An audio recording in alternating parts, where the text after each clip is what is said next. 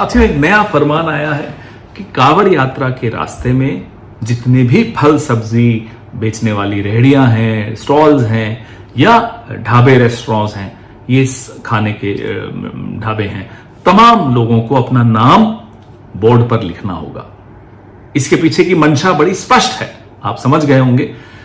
हिंदू कौन है, मुसलमान कौन है। हो सकता है इसमें जाति भी हो, मंशा में, इनके मंशा में यह हो सकता है कि कहीं दलित तो नहीं है, यह सब हो सकता है, बिल्कुल संभव है। लेकिन हमने इसका कल जब विरोध किया तो जवाब आया, जब हलाल लिखा होता है तब तो आपको कोई आपत्ति नहीं होती। हां, बिल्कुल नहीं होती। जब शुद्ध शाकाहारी ही लिखा होता है तब भी हम नहीं पूछते कि साहब ये शुद्ध शाकाहारी जिस रेस्टोरेंट के बोर्ड पे लिखा हुआ है, इसका मालिक क्या हिंदू है, मुसलमान है, जैन है, सिख है, क्या है, हमें कोई फर्क नहीं पड़ता। हमें शुद्ध शाकाहारी खाना है, हम जाकर खा लेते हैं। अब आप इंटरनेशनल एयरलाइंस में कहीं ट्रैवल करते हैं, कोशर फूड, तो ज्यूज को मालूम है, हमारे लिए कोशर फूड जिनको खाना है वो खा सकते हैं। वो पूछते तो नहीं है ना कि शेफ कौन है, ज्यू है या क्रिश्चियन है या मुस्लिम है या हिंदू है, उनको कोई फर्क नहीं पड़ता। ठीक वैसे ही मैं शाकाहारी खाता हूं तो मेरे को ये नहीं पूछना उचित समझता कि बनाने वाला कौन है।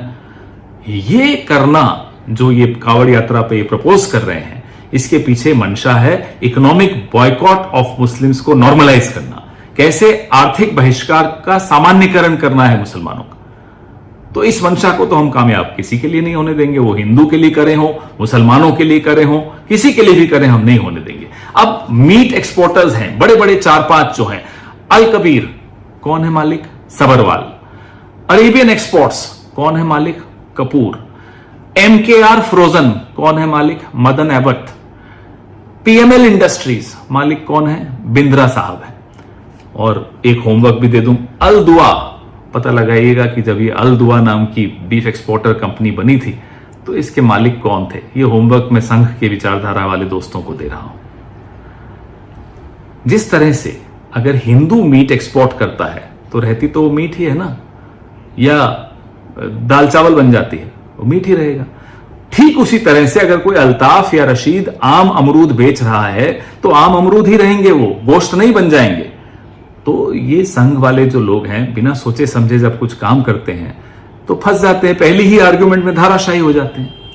लेकिन जो षड्यंत्र ये लोग रच रहे हैं, हमारी आपकी जो एक तहजीब है, अब एक उस तहजीब में मुझे याद आता है अलीगंज लखनऊ में, वहां बड़ा मंगलवार के पीछे की जो कहानी है वो सुनकर बड़ा आनंद आता है। दुर्गा पूजा हो, भगवान जगन्नाथ यात्रा हो, सब में कैसे मिलजुल कर इस तहजीब में हम लोग एक दूसरे के त्योहारों में हाथ बटाते हैं, तैयारियां करते हैं। उस तहजीब पर ये हमला बोल रहे हैं, और ये हमला सिर्फ उस तहजीब पर नहीं बोल रहे, हमारे आपके घरों में घुसकर तय करेंगे कि कौन क्या खाएगा, किससे खरीदेगा, क्या कपड़े पहनेगा, किस भाषा में बोलेगा। इनको अपने घरों में घुसने से रोकिए। अगर इनको अपने घरों में घुसने से रोकना है तो इस विचारधारा को अपने मोहल्ले से दूर रखिए, अपनी जीवन से दूर रखिए, अपनी विधानसभाओं और लोकसभाओं से दूर रखिए, अपनी समाज से दूर रखिए। तभी हम अपने इस खूबसूरत हिंदुस्तान की तहजीब को बचा पाएंगे। जय हिंद।